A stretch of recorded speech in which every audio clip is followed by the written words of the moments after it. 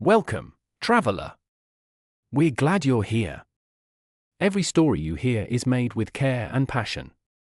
If you enjoy it, please like, subscribe, and check out the other adventures waiting for you on our channel. Your support means the world. Thank you. Dr. Eloise Pendergast's coffee mug refused to obey the laws of physics again. For the love of Schrodinger's entirely too unpredictable cat, she muttered, watching as her morning coffee simultaneously existed as both liquid and solid, occasionally vibrating between states like an indecisive quantum particle. If this is the universe's idea of a joke, I'm not laughing. The coffee suddenly stabilized and began hovering 3 inches above the mug, now perfectly room temperature. Typical, she sighed, plucking the coffee disc from the air and biting into it like a biscotti. The now solid coffee tasted exactly like liquid coffee but had the texture of shortbread. Not unpleasant, just wrong. Her phone pinged with a notification that definitely hadn't existed before she became the universe's reluctant owner. Anomaly alert, dimensional integrity breach detected.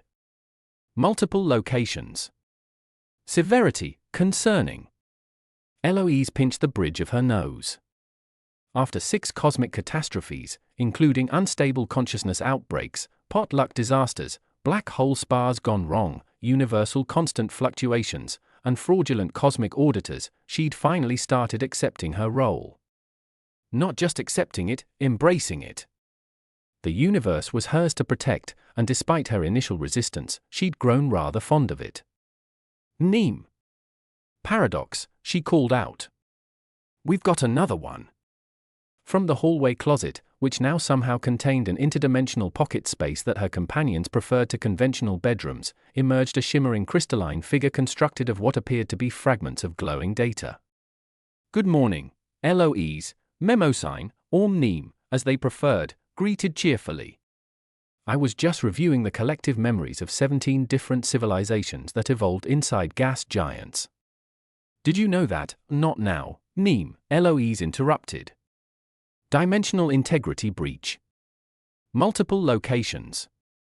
Oh dear, Neem's crystalline form shifted nervously, fragments rearranging into a more compact configuration. That's extremely not good. Last dimensional breach I have on record resulted in 3 species evolving backward and 1 developing telekinesis, but only for dairy products. Where's Paradox? Eloise asked, grabbing her universe owner emergency kit, a backpack containing various improbable objects she'd collected over the past few adventures, including a universal translation spray, quantum duct tape, which fixed both objects and theoretical concepts, and a thermos that contained tea one could only drink while contemplating infinity. Here. Unfortunately. The voice came from everywhere and nowhere simultaneously. The air shimmered, and Paradox appeared, or rather, versions of Paradox appeared. Today, they manifested as 3 overlapping humanoid forms, one that appeared to be made of glass containing a nebula, another comprised entirely of mathematical equations floating in midair, and a third that looked almost human except for having clock faces instead of eyes. Dimensional breaches, all 3 Paradox forms asked in unison, their tone suggesting they already knew the answer. How tediously predictable. The fabric between realities always thins this time of decade. This time of, you know what, never mind. Eloise had learned not to question Paradox's peculiar relationship with time. My phone says there are multiple breaches, most severe in the Triangulum galaxy, with smaller ones scattered across our local group. Paradox's nebula form suddenly darkened, stars within it dimming noticeably. Triangulum? Are you certain? Yes. Eloise studied Paradox carefully. Is that significant? No, all 3 forms said too quickly. The mathematical equations comprising 1 form began calculating frantically, numbers and symbols rearranging at dizzying speed. Paradox is being untruthful, Neem observed helpfully. Their physiological response matches patterns consistent with extreme distress, reminiscent of the collective trauma experienced by the nebula folk of, yes, thank you, Neem, Paradox snapped. Your ability to state the painfully obvious continues to be your most charming quality. Eloise raised an eyebrow. Care to share with the class-wide Triangulum has you acting weirder than usual? And by usual, I mean your baseline of existence spanning cosmic weirdness. The three paradox forms merged into a single humanoid figure, now appearing as a person made of stained glass filled with swirling galaxies. It's personal. Personal. Eloise crossed her arms. You once told me you existed simultaneously across 17 dimensions and that impersonals was a limited concept for beings constrained by linear time. I may have exaggerated my detachment, Paradox admitted reluctantly. Triangulum is where I. No. Not now. We have dimensional breaches to address. Eloise's phone pinged again. Breach expansion, 17% increase in dimensional permeability. Reality hybridization imminent. Fine, she said, shouldering her emergency kit. But this conversation isn't over. Neem, can you access information about these breaches? What exactly are we dealing with? Neem's crystalline form pulsed with light as they accessed the universal memory archive they were connected to. Dimensional bleeds occur when the membranes between parallel realities develop perforations. Think of it as cosmic osmosis. Aspects of adjacent realities begin seeping through, creating hybrid zones where physics becomes improvisational rather than rule-based. Sounds messy, Eloise remarked. Messy doesn't begin to cover it, Paradox said darkly. Imagine trying to follow two incompatible rule books simultaneously. Turn signals might become taste signals. Gravity could work sideways but only for objects that begin with the letters P. Numbers might decide to become adjectives. That doesn't sound so bad, Eloise said. It gets worse, Neem added cheerfully. Complete reality destabilization can lead to existence failure cascades affecting up to 7 adjacent dimensional layers, potentially unraveling approximately 3.4% of all creation. And there's the cosmic existential dread I've come to expect, Eloise sighed. Right. Let's go. She closed her eyes and focused, something that had become easier with practice. Her connection to the universe hummed within her, a strange sensation like having an extra limb she was still learning to control. With a thought, she opened a portal in her living room, a shimmering disk of light that rippled like water. Triangulum Galaxy, primary breach coordinates, she instructed. The portal shimmered, images of stars and nebulae swirling across its surface. Paradox hesitated, their glass-like form clouding over with what appeared to be anxiety. Perhaps we should address the smaller breaches first. No time, Eloise said firmly. Neem's data shows the Triangulum breach is expanding fastest. If we don't contain it first, we'll be playing interdimensional whack-a-mole forever. Neem bobbed in agreement, their crystalline form glistening with analytical light. Probability matrices suggest prioritizing largest breach yields 83.7% higher success rate for overall containment. Fine, Paradox muttered. But do not say I didn't warn you. Warn me about what? Eloise asked, but Paradox had already stepped through the portal, their form dispersing into shimmering particles as they crossed the threshold. Paradox exhibits emotional patterns consistent with avoidance of traumatic memory associations, Neem observed, drifting toward the portal. Similar to how the gas squid harmonies of Beetlejuice refused to acknowledge the existence of spatulas after the great cooking show disaster of later, Neem, Eloise said, stepping through the portal. Right now, we need to focus on stopping reality from turning into cosmic alphabet soup. As she passed through the threshold, the familiar sensation of portal travel washed over her, like being gently disassembled and reassembled one atom at a time. Ticklish but not unpleasant. Dot on the other side was chaos. They stood on what appeared to be both a rocky planetoid and a liquid ocean simultaneously. The sky above them contained 3 suns, one blue, one green, and one that was quite clearly a giant floating breakfast muffin radiating heat and blueberry-scented plasma. Well, Eloise said, watching a school of fish swim through solid rock as if it were water, this definitely qualifies as a dimensional breach. Paradox had reformed but was now just a silhouette filled with static, like an empty TV channel. This is worse than I expected. Neem floated beside them, their crystal form reflecting the impossible landscape. Ooh! According to my records, this region is experiencing a reality overlap with at least 17 parallel dimensions. They pointed at a nearby mountain that was simultaneously erupting flowers, mathematical equations, and what appeared to be vintage movie posters. Fascinating. Fascinating isn't the word I'd use, Eloise muttered, ducking as a flock of what appeared to be flying toasters with butterfly wings zoomed past her head. How do we fix this? Paradox's static-filled form flickered. We need to find the breach point, the place where the dimensional membrane first tore. From there, we can potentially reseal it. And where would that be? Eloise asked, gesturing at the impossibly chaotic landscape. There, Paradox said, pointing to a shimmering distortion in the distance. Where reality appears to be folding in on itself. Eloise squinted. In the direction Paradox indicated, space itself seemed to be crumpling like paper, creating a swirling vortex of overlapping realities. At its center was a perfect cube of absolute darkness. That doesn't look ominous at all, she remarked dryly. Let me guess, we need to go toward the terrifying reality void. Unfortunately, Paradox confirmed. As they made their way across the bizarre landscape, the effects of the dimensional bleed became increasingly pronounced. Physics worked differently from one step to the next. At one point, Eloise found herself walking upside down relative to Mneem, while Paradox seemed to be moving sideways through time, appearing older than younger with each step. This is definitely in my top 5 weirdest days as universe owner, Eloise commented as she passed through a patch where her words transformed into butterflies that smelled like the sentences she'd spoken. And that's saying something. Oh, this is nothing, Mneem said cheerfully, their crystalline form absorbing and reflecting the chaotic energies around them.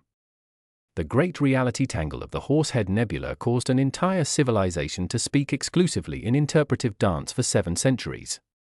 I have memories of philosophers attempting to debate the nature of existence through particularly aggressive synchronized swimming. Paradox remained uncharacteristically silent as they approached the center of the distortion. Their form had stabilized somewhat, but now appeared to be a humanoid shape composed of reflective surfaces, each showing a different version of the same face, sometimes older, sometimes younger, sometimes not quite human at all. Paradox, Eloise said carefully, you've been acting strange since we learned about this breach. What aren't you telling us? The reflective surfaces of Paradox's form clouded over. For a moment, Eloise thought they might refuse to answer again, but then they spoke, their voice uncharacteristically subdued. This, they gestured at the roiling chaos around them, is my fault. Your fault. Eloise repeated. How is a dimensional breach in Triangulum your fault? Paradox's form shimmered, the reflective surfaces now showing just one face, a human face, tired and drawn with guilt. Because Triangulum was my universe. The one I abandoned. Eloise stopped short, nearly stepping into a patch of reality where matter transformed into musical notes. Your universe? You were the owner of Triangulum. Not just Triangulum, Paradox said softly. My universe encompassed this entire galactic group. Just as yours does. But you said you were a universe owner who gave up your responsibilities, Eloise said. You never mentioned it was this universe group. A neighboring one, Paradox corrected. Similar cosmic region, adjacent dimensional plane.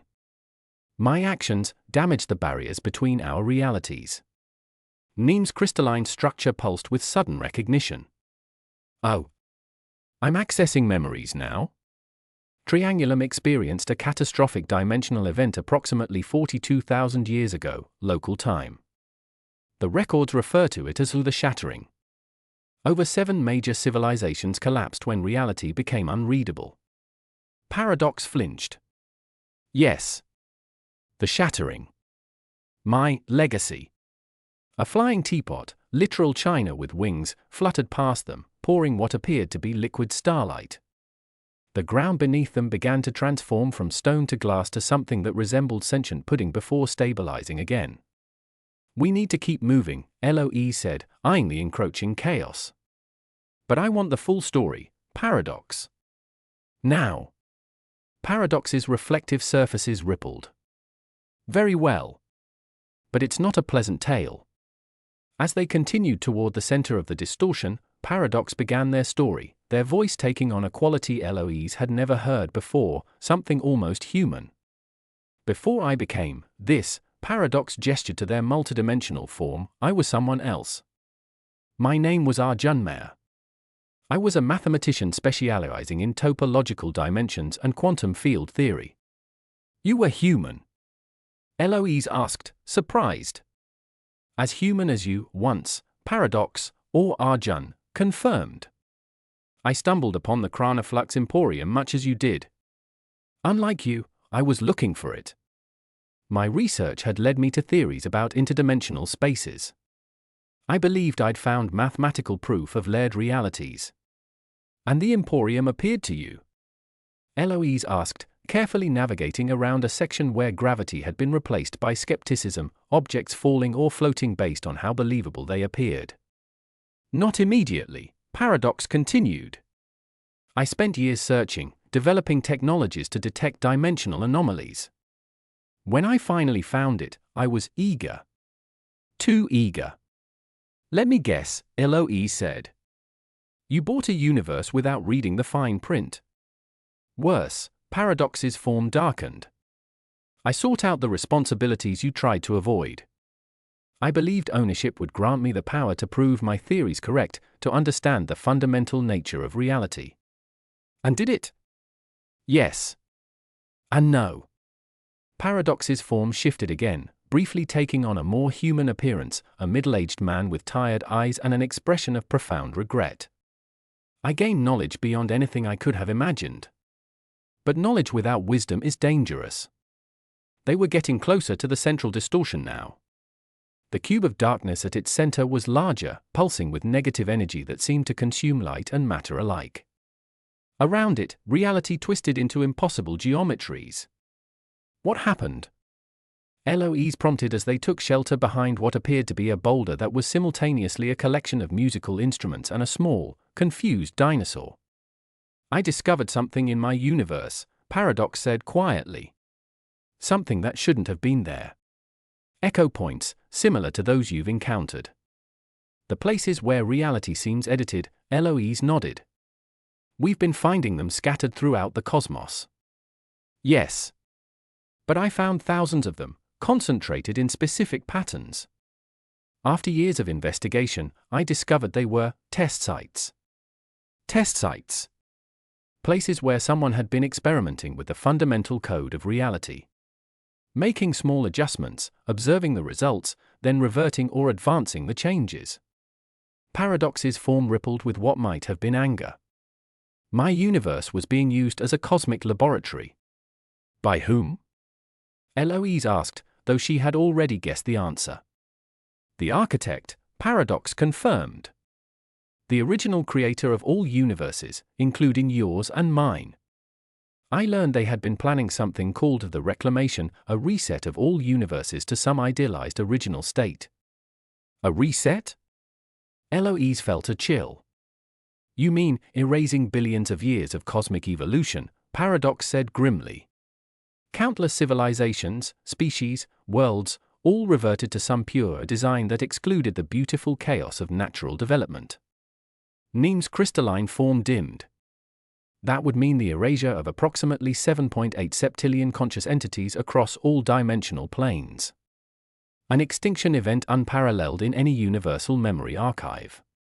Precisely, Paradox said. When I discovered this, I tried to stop it. I believed, in my arrogance, that I could create a dimensional shield to protect my universe from the architect's interference. And that's what caused the shattering. Eloise asked, Paradox nodded, their form briefly becoming more solid, more human. My shield failed catastrophically. Instead of protecting the dimensional boundaries, it shredded them. The resulting breach was beyond anything we're seeing here. Reality itself came apart. And you ran, Eloise said, not accusingly but understanding in her voice. I couldn't face what I'd done, Paradox admitted. Civilizations that had trusted me to protect them were being erased as their reality became uninhabitable. I fractured myself across dimensions, became what you see now, existing everywhere and nowhere, refusing to accept any single reality as true. But why is this happening now? Eloise asked, gesturing at the chaos around them. If the shattering was thousands of years ago. Paradox pointed at the dark cube at the center of the distortion. Because that is not a natural dimensional breach. It's deliberate. Someone is reopening the old wounds in reality. The architect, Eloise, realized. They're continuing their experiments. Yes, paradoxes form hardened, becoming more defined. And I believe they're preparing for the reclamation in your universe now. A sound like reality itself screaming cut through their conversation. The dark cube at the center of the distortion was expanding, sending out waves of unreality that transformed everything they touched. We need to seal that breach, Eloise said, her universe owner instincts kicking in. Neem, what are our options? Neem's crystalline form pulsed rapidly as they accessed their vast archive of memories. Traditional dimensional repairs require stabilizing the breach point with a focused application of the universe owner's inherent connection to cosmic systems. However, if the breach was artificially created, we may need to counteract the specific method used to create it. Which we don't know, Eloise sighed. Actually, Paradox said, their form solidifying further, I think I do. This has the architect's signature all over it, the cubic distortion point, the specific pattern of reality distortions. It's how they create backdoor access to universal systems. Then you know how to close it? Eloise asked hopefully. In theory, Paradox hesitated. But it would require me to stabilize. Stabilize? What does that mean? Exist in a single dimension, a single timeline, Paradox explained reluctantly. Become singular again. My multidimensional existence is what has allowed me to avoid confronting my past. To properly seal this breach, I would need to commit to this reality fully. That sounds significant, Eloise said carefully. It would be painful, Paradox admitted. And permanent. I would lose much of what I've become. But perhaps it's time I stopped running from my responsibilities. The ground beneath them lurched as another wave of unreality washed over the landscape. In the distance, mountains briefly turned into enormous sleeping cats before transforming into cascading mathematical equations. Not to rush existential decisions, Eloise said, steadying herself against what had been a rock but was now a confused-looking potted plant, but we're running out of time. Paradox nodded, their form beginning to consolidate. The multiple reflections and overlapping dimensions that normally comprised their being started to fold inward, collapsing toward a single human shape. Wait, Eloise said suddenly. The architect created this breach. Won't they notice if we seal it? Undoubtedly, Paradox said, their voice becoming more singular as their form continued to consolidate. But I suspect they already know we're here. This may even be a test to see how you respond to direct interference in your universe. Great, Eloise muttered. Cosmic pop quizzes. Just what I needed. I'm detecting a significant energy signature approaching the breach point, Neem announced, their crystalline structure vibrating with alarm. Pattern matches nothing in my archives, but resonance suggests an entity of immense power. The dark cube at the center of the distortion pulsed, and for a brief moment, Eloise thought she saw a figure within it, something vast and geometrically impossible, like architecture come to life. The architect, Paradox whispered, now appearing almost entirely human, a middle-aged South Asian man with streaks of silver in his dark hair and eyes that still held traces of cosmic awareness. They're coming through. What do we do? Eloise asked, the enormity of the situation hitting her. She'd accepted responsibility for her universe, but confronting its original creator was beyond anything she'd prepared for. We seal the breach, Paradox, now almost fully Arjun again, said firmly. Now, before they can fully manifest. How? You own this universe, Arjun reminded her. Your connection to it is strongest. I know the architect's methods, and Neem has the collective knowledge of countless civilizations. Together, we can create a countermeasure. Eloise nodded, closing her eyes to focus on her connection to the universe. Since accepting her role, this connection had strengthened considerably. She could feel the cosmic systems responding to her awareness, ready to be directed. Neem, I need you to access any memories related to dimensional repair, she instructed. Arjun, tell me exactly what pattern the architect uses to create these breaches. Arjun placed his now solid hands on Eloise's shoulders. The architect works through perfect geometric counterpoints, using shapes that exist simultaneously in multiple dimensions. They're creating a hypercubic intrusion point to bypass the normal barriers between realities. Neem floated closer, their crystalline form glowing brighter as they accessed relevant memories. Ancient dimensional healers from the Crab Nebula used resonance cancellation to mend reality tears. If we generate a counter-frequency to the breach's fundamental vibration, we could cancel it out, Eloise finished. Like acoustic noise cancellation, but for reality itself. Precisely, Arjun confirmed. But we need a baseline vibration to work from, a reality anchor. Eloise thought quickly. Me. I'm this universe's owner, its designated anchor point. The architect may have created the universe, but I'm its current caretaker. My connection should provide the baseline. The dark cube pulsed again, expanding further. Within it, the architectural figure became more distinct, a being composed of impossible angles and structures that hurt to look at directly. We need to hurry, Arjun warned. Once they fully breach the dimensional barrier, we won't be able to seal it. Eloise took a deep breath and extended her hands. Neem, connect to my universal awareness. Arjun, guide the process. Neem's crystalline form flowed around Eloise's hands, creating a glittering interface between her and the universe's systems. Arjun, now fully human with just a hint of cosmic awareness in his eyes, began tracing complex patterns in the air, mathematical formulas and geometric shapes that seemed to hang suspended between them. Focus on your connection, he instructed. Feel the natural frequency of your universe. That's the baseline we need to amplify. Eloise closed her eyes, reaching into her awareness of the universe. Since becoming its owner, she developed an intuitive sense of its rhythms and patterns, the cosmic equivalent of a heartbeat. Now she sought that fundamental frequency, the unique vibration that defined this reality as distinct from all others. I've got it, she murmured, the sensation humming through her consciousness. Good, Arjun said. Now, through Neem's connection, project that frequency as a countersignal to the breach. Eloise concentrated, channeling the universe's natural frequency through the crystalline interface Neem had created. The sensation was like playing an instrument she'd always known how to use but never actually touched, familiar yet new around them. The chaotic landscape began to respond. Areas of reality distortion started to stabilize, physics reasserting itself in expanding waves from where they stood. The flying teapots gradually transformed back into normal asteroids, and the breakfast muffin sun reverted to a properly thermonuclear star. It's working! Neem exclaimed, their crystalline form vibrating with the channeled energy, but the dark cube at the center remained, the figure within it becoming increasingly defined. Eloise could now make out what appeared to be a being composed of blueprints and architectural drawings come to life, a three-dimensional representation of plans for reality itself. We need more power, Arjun said urgently. The breach is artificial, created with purpose and intent. Natural frequency alone won't close it completely.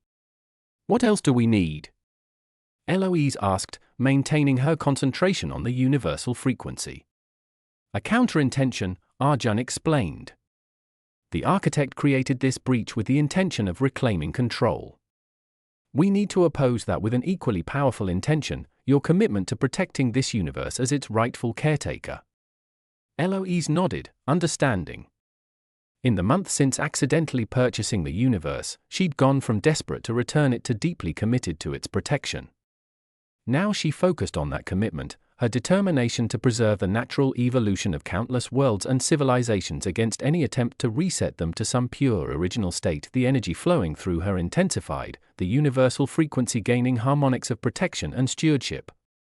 Neem's crystalline form began to glow with brilliant light as they channeled this amplified energy toward the breach. More, Arjun encouraged. You've accepted responsibility for this universe. Now claim it fully, against even its creator. Eloise felt something shift within her cosmic awareness, a deepening of her connection, as if the universe itself was responding to her commitment. Power surged through her, directed at the cubic distortion. The architectural figure within the cube seemed to notice them for the first time. It turned, though turning didn't quite describe the impossible movement of its form, and Eloise felt an ancient awareness focus on her. Cold and calculating for a moment, she felt small and insignificant before this primordial entity. The architect had created the entire universe, designed reality itself. Who was she to stand against such a being? Don't falter, Arjun said firmly, sensing her doubt. The architect may have created this universe, but they abandoned it to caretakers like us. They have no right to reclaim and reset what has grown beyond their original design. Eloise straightened, her resolve hardening. You're right. This universe isn't just a project to be scrapped and restarted. It's home to countless beings who deserve to exist and evolve on their own terms. She focused her intention more sharply, drawing deeply on her connection to the universe. The energy pouring through Mneem's crystalline interface intensified, becoming a beam of pure reality-stabilizing force directed at the cubic distortion. The dark cube began to contract, its edges losing definition as the natural laws of Eloise's universe reasserted themselves. The architectural figure within flickered, its impossible geometry struggling to maintain coherence. For a brief moment, Eloise felt the architect's ancient attention focused directly on her, not with anger, but with something like surprise and perhaps a hint of respect. Then the figure receded, the cube collapsing in on itself until it vanished with a sound like reality taking a deep breath. The landscape around them shuddered one final time, then settled into proper physics. The multiple suns merged into a single yellow star, the impossible terrain resolving into a rocky planetoid orbiting at a comfortable distance. Eloise slowly lowered her arms, feeling simultaneously exhausted and exhilarated. Did we do it? Is it sealed? Arjun, fully human now, wearing simple clothes that had materialized along with his consolidated form, nodded. For now.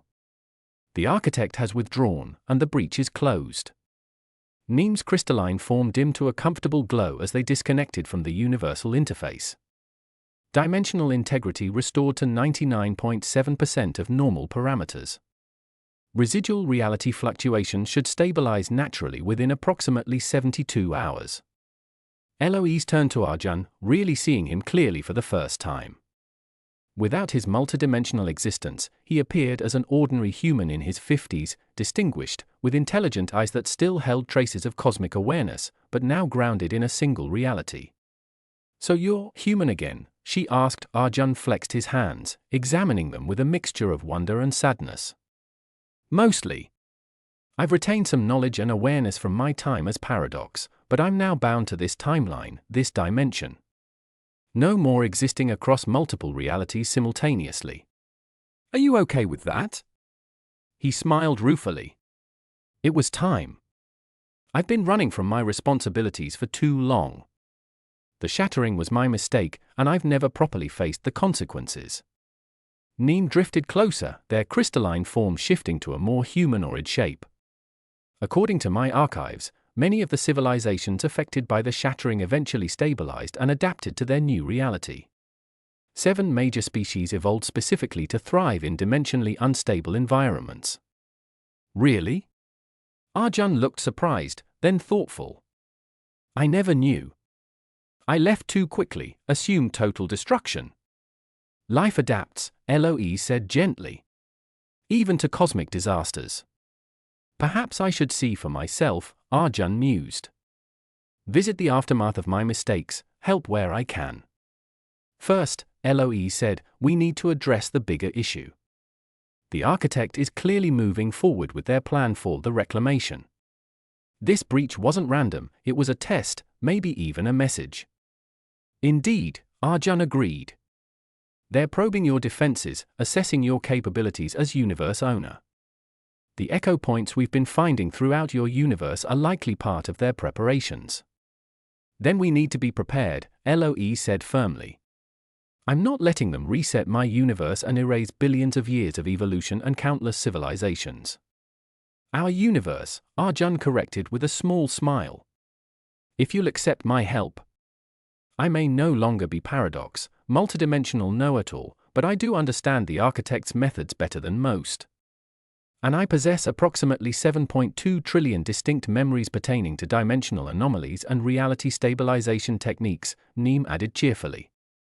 Though I should warn you that approximately 2% may be fictional novels mistakenly archived as historical records by the gas squid harmonies of Beetlejuice.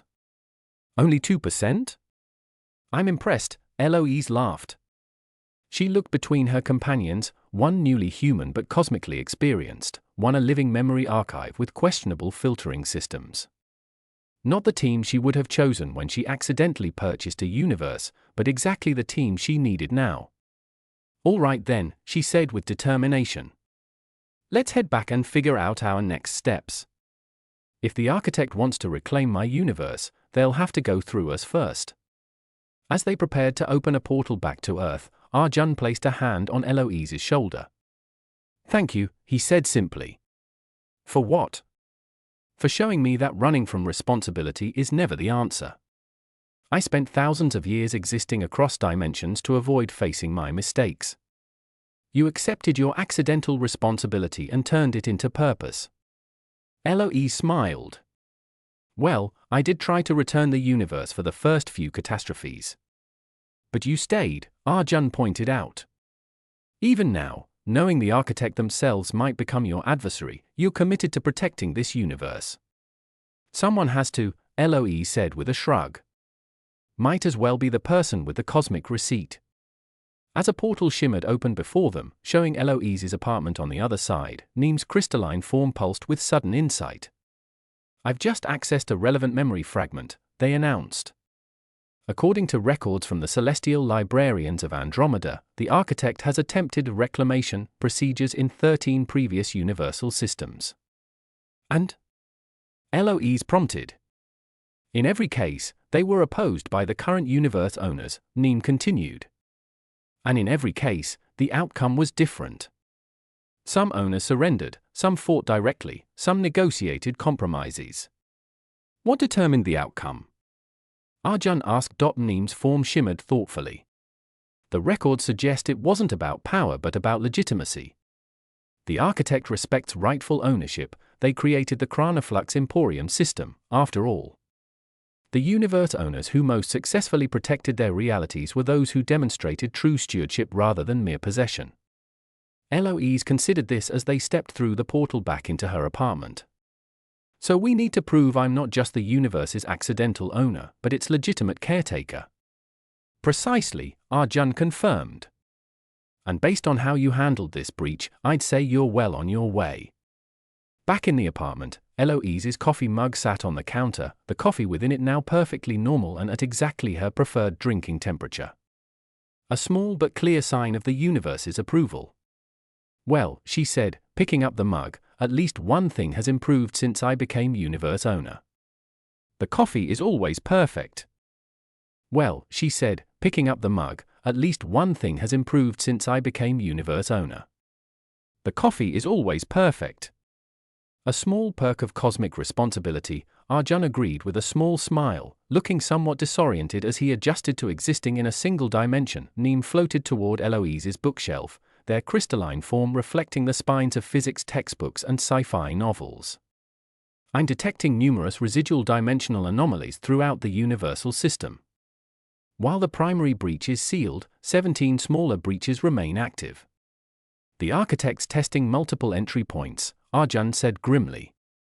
Probing for weaknesses. Eloise sipped her perfectly temperature-controlled coffee. Then we need a more comprehensive approach.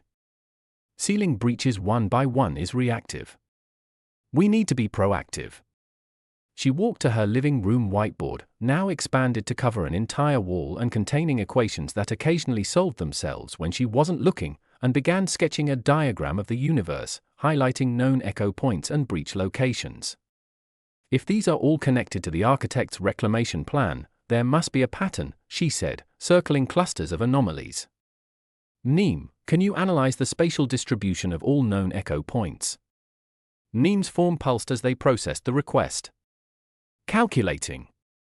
The distribution appears non-random.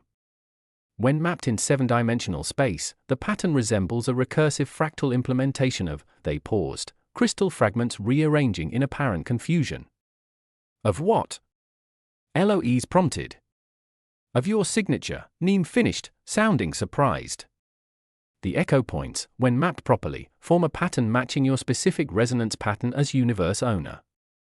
My what now? Arjun approached the whiteboard, studying the diagram intently. Every universe owner has a unique resonance signature, a cosmic fingerprint that identifies them as the legitimate caretaker. The architect is targeting yours specifically, trying to undermine your connection to universal systems. Great, Eloise muttered. Cosmic identity theft. Not precisely, Arjun corrected. More like cosmic gaslighting. They're attempting to make the universe itself question your legitimacy as owner. Can they do that? Eloise asked, alarmed. The universe chose you, Arjun said thoughtfully. The Chronoflux Emporium doesn't make mistakes.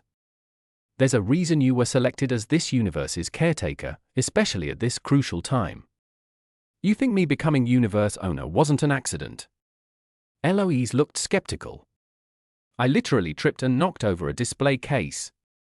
In a shop that exists beyond dimensional constraints and selects its customers based on cosmic compatibility.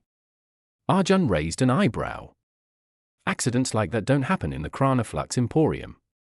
So what exactly is your cosmic identity fingerprint now? She asked. Scientific curiosity and methodical adaptation, he replied without hesitation. Empiricism with empathy. The universe responds to your approach, applying scientific methodology to cosmic stewardship. Neem bobbed in agreement, projecting a holographic display of swirling patterns that somehow resembled both quantum wave functions and Eloise's handwriting. Your signature shows unusually strong integration for a new universe owner. 97% authentication validity when interfacing with universal systems. The architect cannot easily override such a strong connection. Which is why they're using subtler methods, Arjun added. Creating breaches, echo points, trying to undermine your authority gradually rather than challenging it directly. Eloise finished her coffee, setting the mug down with new determination. Then we need to strengthen my connection further and secure the universe against these incursions. Indeed, Arjun nodded. And now that I'm no longer hiding across multiple dimensions, I can help more directly. My experience with the architect's methods combined with your legitimate authority should give us an advantage. And I shall continue to provide completely accurate and only occasionally fictional historical context. Neem declared enthusiastically. Eloise frowned, turning back to her universe diagram. There's one more thing that doesn't make sense. The Chronoflux Emporium is supposed to appear when a universe needs a new owner. If the architect created the shop system, why would it have selected me as owner if the architect wanted to reclaim the universe? Arjun looked troubled. That is an excellent question. The Emporium operates independently, but it was originally created by the architect. Unless... Neem's crystalline structure briefly formed a massive question mark. I'm accessing a very old memory fragment, archived from the fourth cosmic cycle. There are records suggesting the architect and the Emporium had a philosophical disagreement. A shop had a philosophical disagreement with its creator. Eloise asked incredulously. The Emporium is not merely a shop, Arjun explained. It's a semi-sentient multidimensional entity that facilitates cosmic transitions. And if I understand correctly, it may have developed its own perspective on universal stewardship that differs from the architect's original vision. The memory indicates, Neem continued, their form shifting through various informational patterns, that the architect created universes as perfect systems, but the Emporium came to value evolution and adaptation over static perfection. So the shop is on our side? Eloise asked hopefully. Not exactly, Arjun cautioned. The Emporium doesn't take sides. It simply ensures universes have appropriate caretakers. But it does seem to favor owners who allow natural cosmic evolution rather than imposed perfection.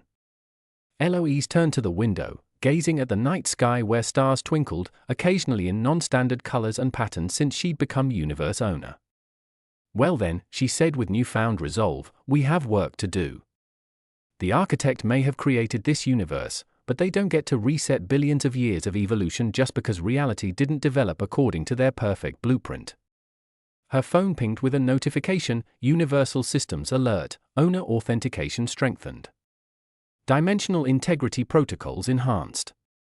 Would you like to schedule regular cosmic maintenance updates? YN smiling slightly, Eloise tapped Y and turned back to her companions, one a former interdimensional being now committed to a single reality, the other a living memory archive with questionable filtering systems but boundless enthusiasm. Let them try to reclaim this universe, she said firmly. They'll find it's already in very good hands. Outside her apartment window, the stars seemed to pulse in agreement, as if the universe itself was acknowledging its rightful caretaker, not its original architect, but the physicist who had accidentally purchased it and then chosen to protect it, imperfections and all.